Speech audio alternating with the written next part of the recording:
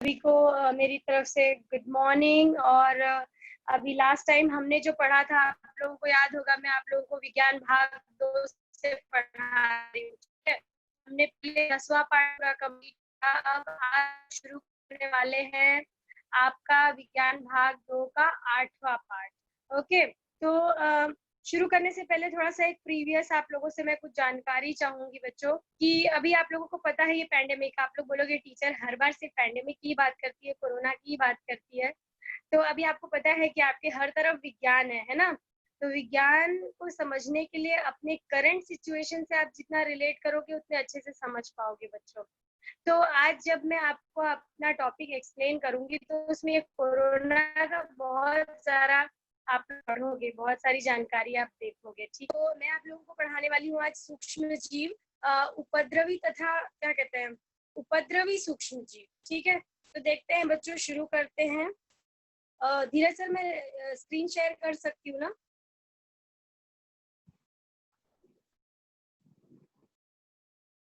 हाँ मैडम, आप screen share कर सकते हैं। अरे ये तो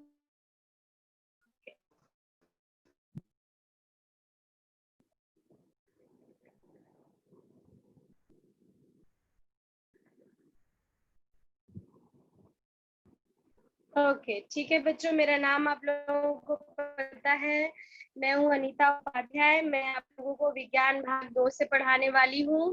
तो सबसे पहले हम लोग देखेंगे बच्चों कि सूक्ष्म जीव क्या होता है। सूक्ष्म जीव, एक सेकेंड रुकिए जरा।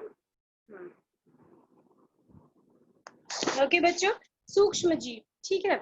तो ये वर्ड आप लोगों ने शायद पहले भी सुना होगा, और जैसे अगर आप हिंदी में इसका मतलब देखने जाओगे तो सूक्ष्म का मतलब होता है बहुत ही छोटे, ऐसे जीव जो बहुत ही छोटे हैं। तो सूक्ष्म जीव ऐसे जीव होते हैं बच्चों जिसको आप अपनी नेकेड आंखों से देख नहीं सकते हो, उनको देखने के लिए आपको सूक्ष्मदर्शी की आवश्यकता पड़ती है। ठीक है, तो सूक्ष्म जीव जो है ये आपके आसपास हर जगह पाए जाते हैं बच्चों।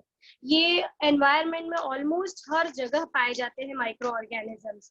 और ये जो माइक्रो ऑर्गेनिजम्स हैं इनको इंग्लिश में माइक्रो ऑर्गेनिज्म कहा जाता है बच्चों। तो जो माइक्रो ऑर्गेनिजम्स हैं ये या तो सिंगल सेल हो सकते हैं, एक कोशीय हो सकते हैं, या बहुकोशीय हो सकते हैं। आप लोग ये जो अलग अलग पिक्चर्स देख रहे हो ये सारे सूक्ष्म जीवों के पिक्चर्स हैं।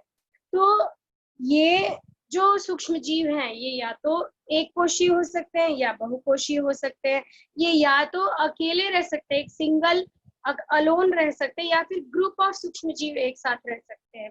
ठीक है, मतलब या तो ये अलोन होते हैं या ये कॉलोनीज में रहते हैं। ओके, क्या क्या है, पहला चीज, इनको देखने के लिए आपको सूक्ष्मदर्शी की आवश्यकता होती है, आप इनको अपने नेकेड आईज से नहीं देख सकते। दूसरा, ये सूक्ष्म जीव जो है या तो एक कोशीय हो सकते हैं या बहुकोशीय भी हो सकते हैं। मैं आप लोगों को एक कोशीय और बहुकोशीय का फिर एग्जाम्पल भी बता देती हूँ बच्चों। तो एक कोशीय में आदि जीव, आपने प्रोटोजुआ सुना होगा, आदि जीव, आदि जीव जो है वो एक कोशीय होते हैं।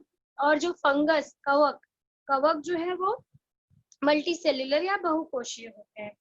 तो और ये जो है हर एक टाइप के क्लाइमेट में पाए जाते हैं, चाहे वो गर्मी का समय हो, चाहे वो ठंडी का समय हो, चाहे वो बारिश का समय हो, ये हर एक प्रकार के मौसम में पाए जाते हैं। और साथ ही हर एक प्रकार के स्थान पे पाए जाते हैं, चाहे वो डेजर्ट हो, क्या कहते हैं डेजर्ट को, डेजर्ट हो, चाहे वो मरुस्थल हो, चाहे वो गीली जगह हो, हर हर तरह के जगह में ये सूक्ष्म जीव पाए जाते हैं।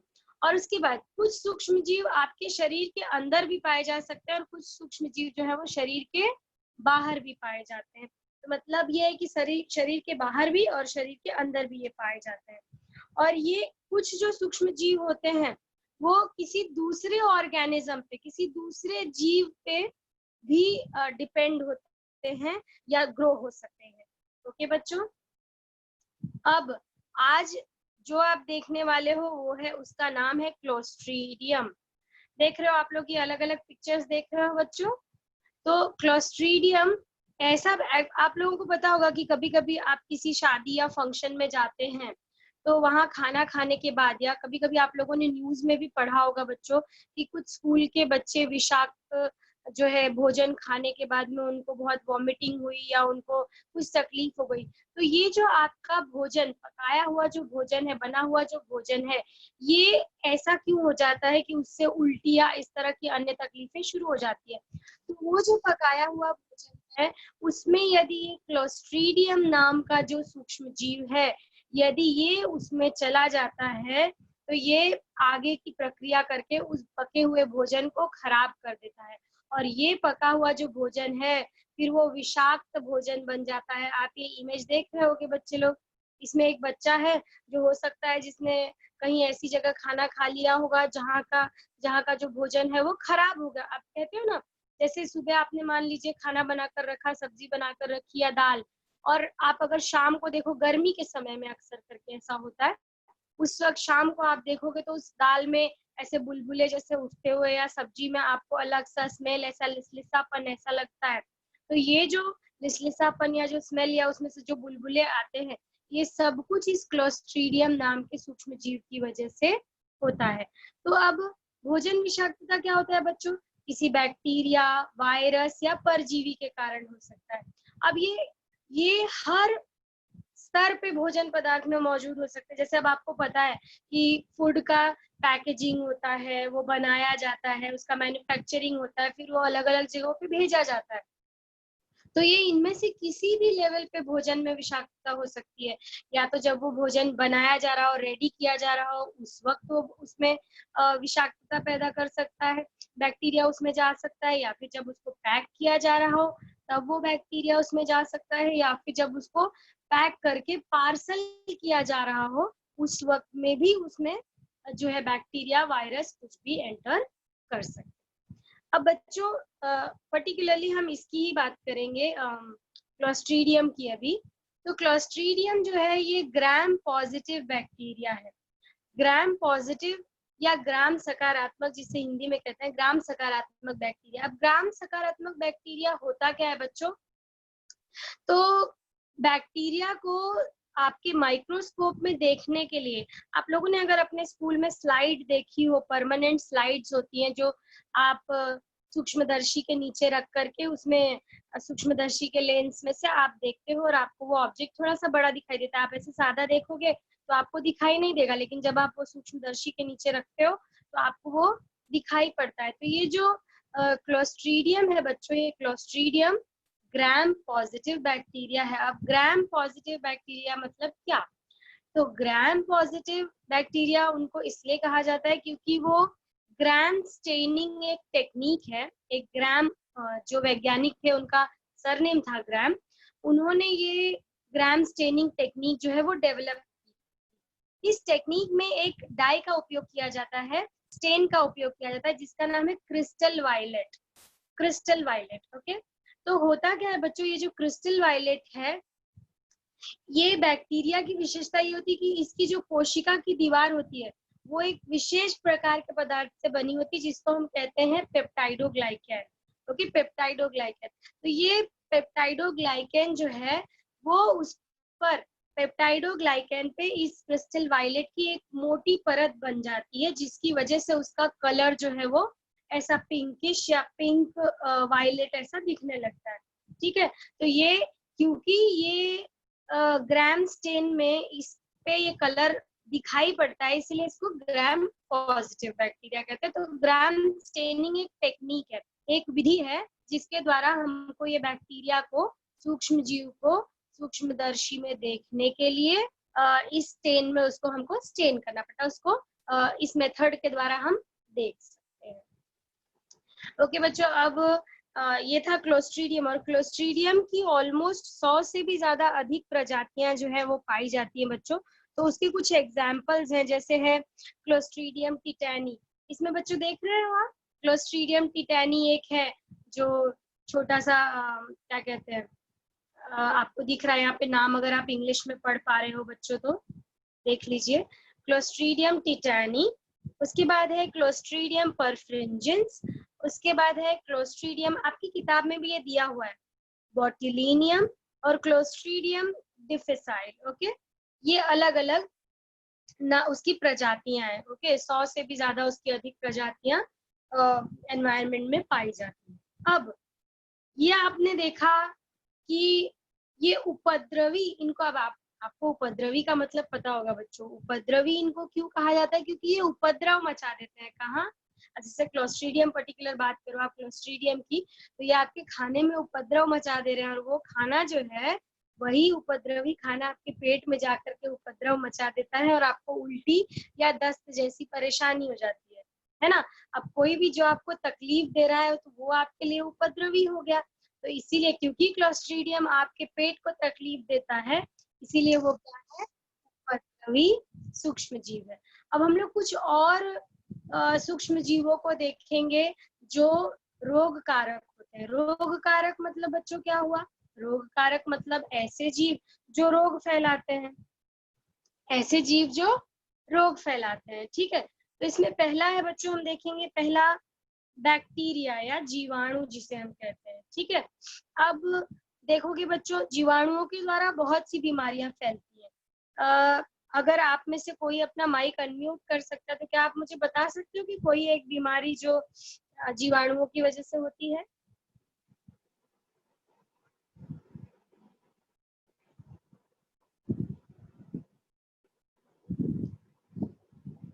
कोई अपना माइक अनम्यूट कर सकता है बच्चों?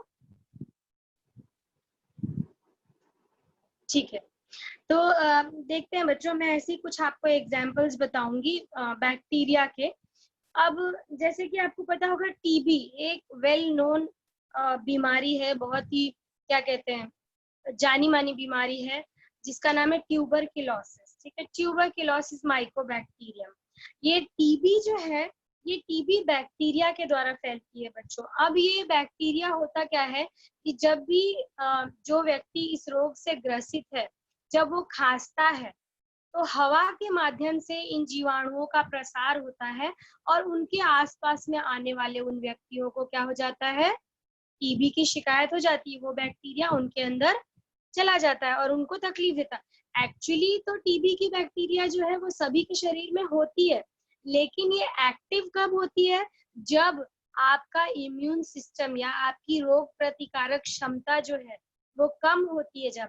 जब आपकी रोगों से लड़ने की क्षमता कम हो जाती है, तो इस तरह के जीवाणु जब आप पर अटैक करते हैं तो आपका शरीर उनको लड़ पाने के लिए सक्षम नहीं होता, इसीलिए आप बीमार हो जाते हो, है ना। तो मैंने आपको क्या बताया? ट्यूबरक्लोसिस माइकोबैक्टीरियम है टीबी, ये किसके द्वारा होता है? जीवाणु के द्वारा होता है। उसके बाद ऐसी बहुत सी एग्जाम्पल है बच्चों। निमोनिया आप लोगों को पता होगा, निमोनिया भी जो है वो किसकी वजह से होता है? जीवाणु की वजह से होता है। इसमें देख लो उसका एक पहला वाला जो स्ट्रेप्टोकोकस निमोनी है ना, देखो यहाँ पे फोटो में है स्ट्रेप्टोकोकस निमोनी। ये स्ट्रेप्टोकोकस निमोनी की वजह से निमोनिया नाम की बीमारी जो है वो होती है। अब निमोनिया क्यों होता है? ये एयर की वजह से हो सकता है या रोगी के कांटेक्ट में आने की वजह से भी हो सकता है। अब आपको करना क्या चाहिए? पहली बात तो जब भी आपको इस तरह की कोई बीमारी या इस तरह के कोई लक्षण होते हैं शरीर में बच्चों, तो आपको डॉक्टर से संपर्क करना चाहिए। और ये सारी चीजों की वैक्सीनेशन या टीकाकरण आप लोगों को पता होगा, आप लोगों को भी बचपन में टीका लगा होगा। अगर आप अपने मम्मी पापा से पूछेंगे तो आपको पता चलेगा।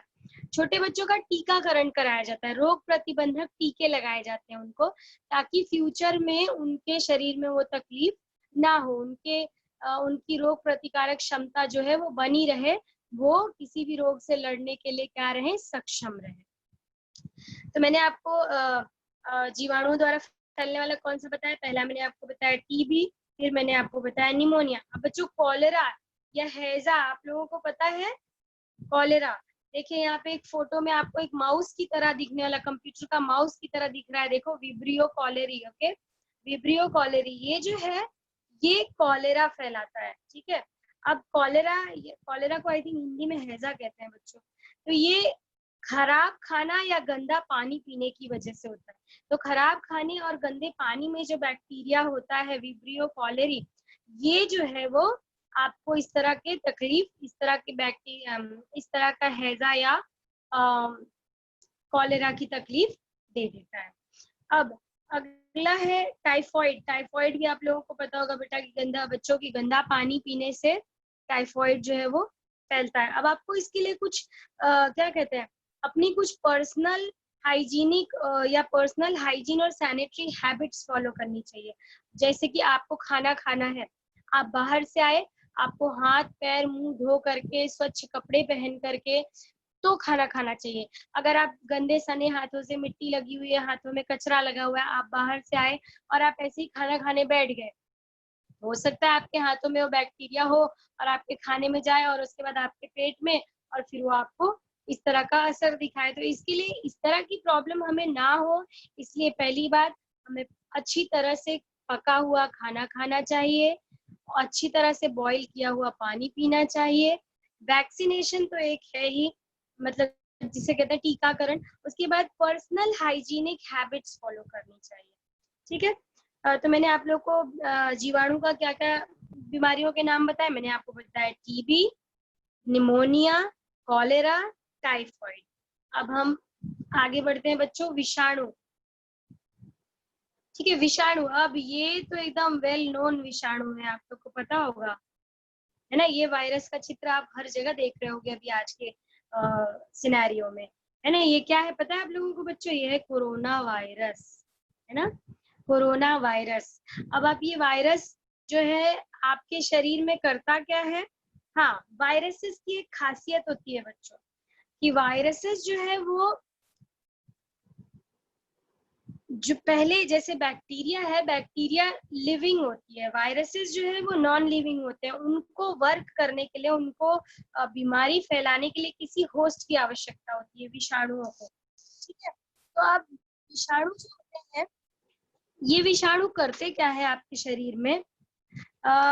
अभी आप कोरोना वायरस का ही ले लीजिए एक एग्जाम्पल। तो कोरोना आपके लिए करता क्या है कि कोरोना एक तरह का सर्दी खांसी है बच्चों। जैसे आपको नॉर्मल कफ कोल्ड हो जाती है ना, सर्दी हो जाती है, तो ये क्या है? ये एक तरह का वायरल इन्फेक्शन है, वायरस के द्वारा प्रोड्यूस किया गया तकलीफ है आपको। ठीक है, तो वायरसेस क्या होते हैं? ये भी एकदम माइक्रोस्कोपिक होते हैं, एकदम सूक्ष्म जीव होते हैं, जिनको देखने के लिए आपको विशेष प्रकार के सूक्ष्मदर्शियों की आवश्यकता होती है। ये तभी रिप्रोड्यूस हो सकते हैं जब ये किसी होस्ट ऑर्गेनिज्म के सेल में जाए। ठीक है, ये कब बढ़ सकते हैं? जब ये किसी होस्ट ऑर्गेनिज्म या होस्ट जीवाणु के अंदर जब जाते हैं, तब ये मल्टीप्लाई होते हैं, तब ये बढ़ते हैं। ठीक है, जैसे सर्दी, खांसी, ये सारा जो है ये वायरसेस की वजह से होता है। ओके, और भी कुछ सीरियस इलनेस है, सीरियस बीमारियां हैं, जैसे कि आपको पता होगा, हालांकि कहा जाता है कि पोलियो जो है वो इंडिया से टोटली इरेडिकेट हो चुका है। पोलियो जो है, पोलियो आपको पता है पोलियो क्या होता है? पोलियो वायरस की वजह से होता है। उसके बाद है बच्चों कुछ एग्जाम्पल और बताती हूँ। चिकन पॉक्स, जो देवी आती है ना, आप लोग बोलते हो, तो चिकन पॉक्स में क्या होता है? चिकन पॉक्स एक वायरस की वजह से आपके शरीर में ये बीमारी होती है। फिर ये एयर या किसी के रोगी के कांटेक्ट में आने की वजह से होती है। इसके अगेंस्ट में टीकाकरण कराया जा सकता है, जो सभी बच्चों को बचपन में लगाया जाता है। ठीक है, उसके बाद है खसरा बच्चों, खसरा, ये भी आपको वायरस की वजह से फैलने वाली बीमारी है।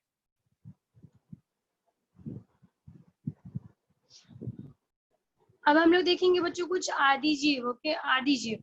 अब आदि जीव जो होते हैं, इसमें से ये जो मैंने जो ये फोटो आप लोगों को दिखाया है, एक एग्जाम्पल मैं आपको उसका बता दे रही हूँ। उसका नाम है इश्चरेशिया कोलाई। ठीक है, इश्चरेशिया कोलाई, या जिसे कहते हैं ई कोलाई। ठीक है, ये ई कोलाई की वजह से आपको दस्त की परेशानी हो जाती है बच्चों, दस्त, पेट खराब, गंदा पानी होता है ना, गंदे पानी में ये आदि जीव जो है वो पाए जाते हैं, और ये आपके शरीर के अंदर जा करके दुनिया भर का उपद्रव मचाते हैं। इसीलिए इनको क्या कहा जाता है?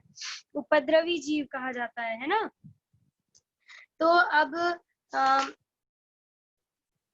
हाँ, अब ये आपके घर में आपने देखा होगा, रोटी को अगर आप किसी डब्बे में या ऐसे ही आपने अगर 1-2 दिन के लिए रख दिया, या ब्रेड को आपने अगर 1-2 दिन के लिए ऐसे ही रख दिया बच्चों, तो उस पे आप देखोगे कि कुछ ऐसा ब्लैक ग्रीनिश या व्हाइटिश ऐसी चीजें जम जाती है ना, और वो आपके ब्रेड या आपके रोटी को खराब कर देती है। तो उसमें जो सूक्ष्म जीव आपके उस खाद्य पदार्थ को खराब कर रहा है, उसका नाम होता है बच्चों कवक। ये कवक आप लोगों ने अपने लेदर शूज या लेदर बैग्स ऐसे भी रखे हुए जो बहुत टाइम से सामान रख दिया गया है और उनपे मॉइस्चर ठंडी जगह पे उनको रख दिया गया है। खास करके आप लोगों ने बारिश के मौसम में देखा होगा बच्चों। तो ये जो फंगस है या जो कवक है ये जहाँ पे भी नम जगह होती है वहां पे अक्सर ये ग्रो होता है और ये आपके खाद्य पदार्थ या आपके सामान को खराब कर देता है बच्चों।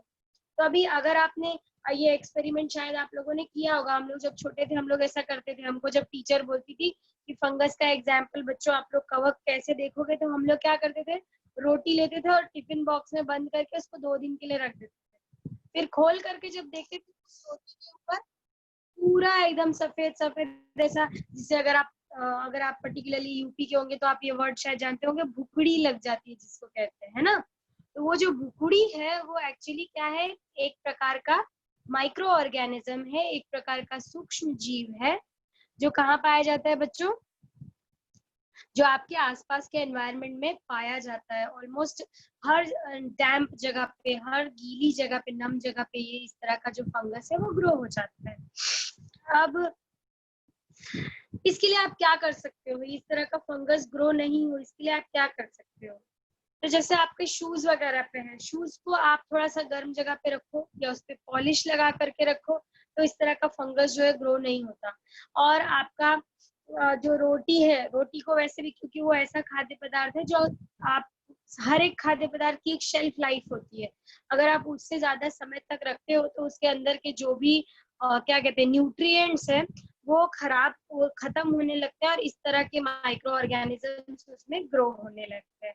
तो इसके लिए आपको करना क्या है, आपको अधिक समय तक रखा हुआ खाना, जैसे 10 घंटा 12 घंटा रखा हुआ खाना नहीं खाना चाहिए। जब भी आप अपना खाना पकाते हैं तो आपको अपने खाने को पकाने से पहले सही तरीके से धो करके, अच्छी तरह से साफ करके और अच्छे से पकाना चाहिए, ना कि उसको ऐसे ही आधा कच्चा पका ऐसे नहीं खाना चाहिए।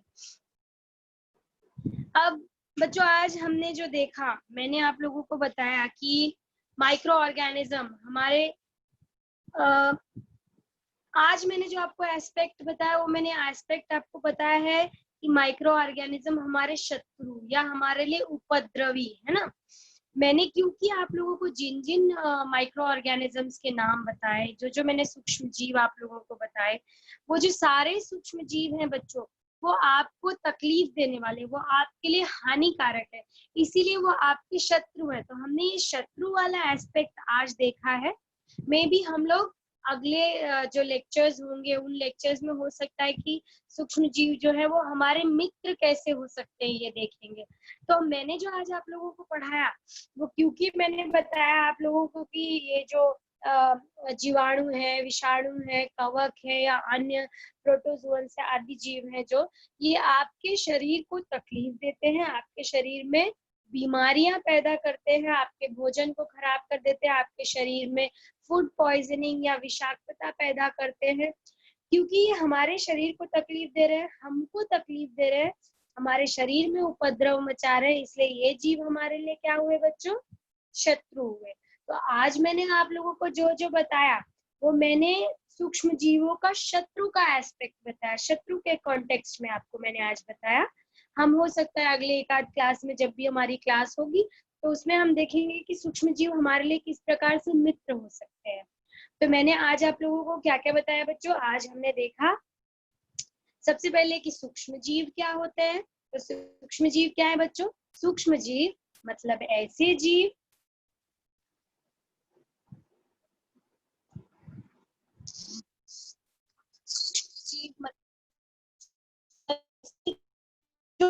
एनवायरमेंट पाए जाते हैं, लेकिन आप उन्हें देख सकते हो क्या, आप उन्हें देख सकते हो अपनी आंखों से बच्चों, नहीं देख सकते। वो ऐसे जीव होते हैं जो आपको आंखों से दिखाई नहीं देते। उन्हें देखने के लिए आपको विज्ञान के एक स्पेशल इक्विपमेंट की जरूरत होती है जिसे हम कहते हैं माइक्रोस्कोप। ठीक है, माइक्रोस्कोप के द्वारा आप इन सूक्ष्म जीवों को देख सकते हो। फिर उसमें से पर्टिकुलर एक सूक्ष्म जीव मैंने जो आपको बताया, उपद्रवी सूक्ष्म जीव, जिसका नाम मैंने बताया आपको क्लोस्ट्रीडियम। फिर मैंने आपको क्लोस्ट्रीडियम के बारे में ये बताया कि क्लोस्ट्रीडियम जो है वो आपके पके हुए खाने को खराब कर देता है। फिर मैंने आपको पता है कि क्लोस्ट्रीडियम की ऑलमोस्ट 100 से अधिक प्रजातियां हमारे एनवायरनमेंट में पाई जाती हैं। फिर आपको क्लोस्ट्रीडियम के कुछ एग्जाम्पल्स जो आपकी किताब में भी होंगे बच्चों, आप देख सकते हो उनके डायग्राम, उनके नाम आपकी किताब में है। उसके बाद हमने देखा अन्य रोग कारक सूक्ष्म जीव। अन्य मतलब क्लोस्ट्रीडियम के अलावा भी बहुत सारे ऐसे बैक्टीरिया, वायरसेस, फंगस आपके आसपास पाए जाते हैं जो आपके लिए क्या है, हानिकारक है। तो मैंने उसमें आप लोगों को डिफरेंट डिफरेंट एग्जांपल्स दिए, अलग अलग बीमारियों के नाम बताए। फिर वो बीमारियां वायरसेस से होती है कि बैक्टीरिया से होती है, ये सारा कुछ जानकारी मैंने आप लोगों को बताया। तो हमने बच्चों आज क्या सीखा, हमने सूक्ष्म जीवों के बारे में पढ़ा, लेकिन हमने सूक्ष्म जीवों में भी उपद्रवी सूक्ष्म जीव पढ़े। ठीक है, उपद्रवी सूक्ष्म जीव ऐसे सूक्ष्म जीव जो आपके शरीर को क्या करते हैं, तकलीफ देते हैं, परेशानी पहुंचाते हैं, आपके शरीर में विभिन्न प्रकार के रोग जो है वो पैदा करते हैं। ठीक है बच्चों, आई होप आप लोगों को मेरा टॉपिक आज का समझ में आ गया होगा। उसके बाद ही यदि आप लोगों को कोई डाउट है तो आप लोग पूछ सकते हैं बच्चों। Any questions? हाँ, एक बच्चे ने हैंड रेज किया है, आप कुछ पूछना चाहते हो? धीरज से बच्चे अनम्यूट कर सकते हैं अपने को। मैंने उसको अनम्यूट किया मैडम, वो बोल ही नहीं रही है अपना माइक ओपन करके, जो भी है। हाँ, अच्छा लगता है, उससे अच्छे से समझ में आ गया है। ठीक है, बाकी कोई बच्चे जो पूछना चाहते हैं, कोई डाउट?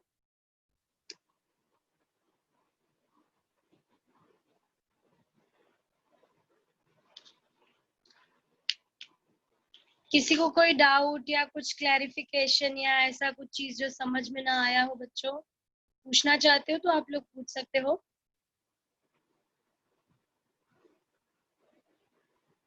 ठीक है, लग रहा है आप लोगों को बहुत अच्छे से समझ में आ गया है। ओके, फिर भी आप लोगों की जानकारी की एक बार मैं छोटा सा क्या कहते हैं, थोड़े से समय में एक बार वापस से आप लोगों को बता देती हूँ कि मैंने आज आप लोगों को क्या पढ़ाया है, एकदम शॉर्ट में।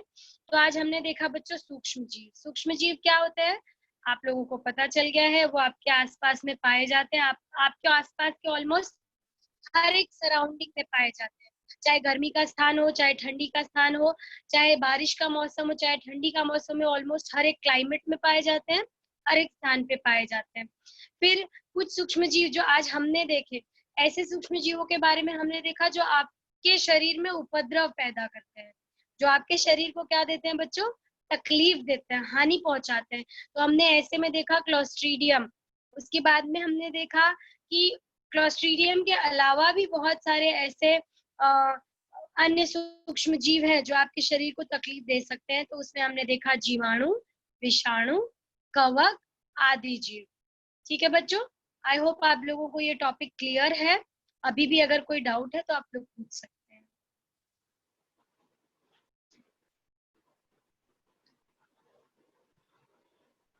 बच्चों, किसी को कुछ पूछना है?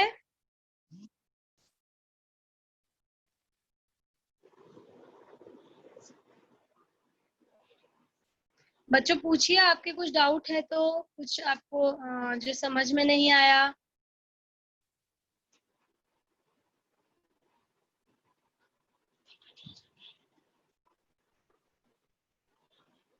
धीरज सर, बच्चे तो कुछ पूछ ही नहीं रहे। सूक्ष्म जीव और उसमें से भी उपद्रवी सूक्ष्म जीव तथा अन्य रोग कारक सूक्ष्म जीव, ये टॉपिक पढ़ा। हो सकता है अगले कुछ लेक्चर्स में हम ये जो सूक्ष्म जीव हैं ये हमारे मित्र किस प्रकार से हो सकते हैं ये पढ़ेंगे बच्चों। आई होप आप लोगों को ये लेक्चर अच्छे से क्लियर हुआ, ये टॉपिक आप लोगों को समझ में आया। चलिए बच्चों, धन्यवाद, बाय बाय।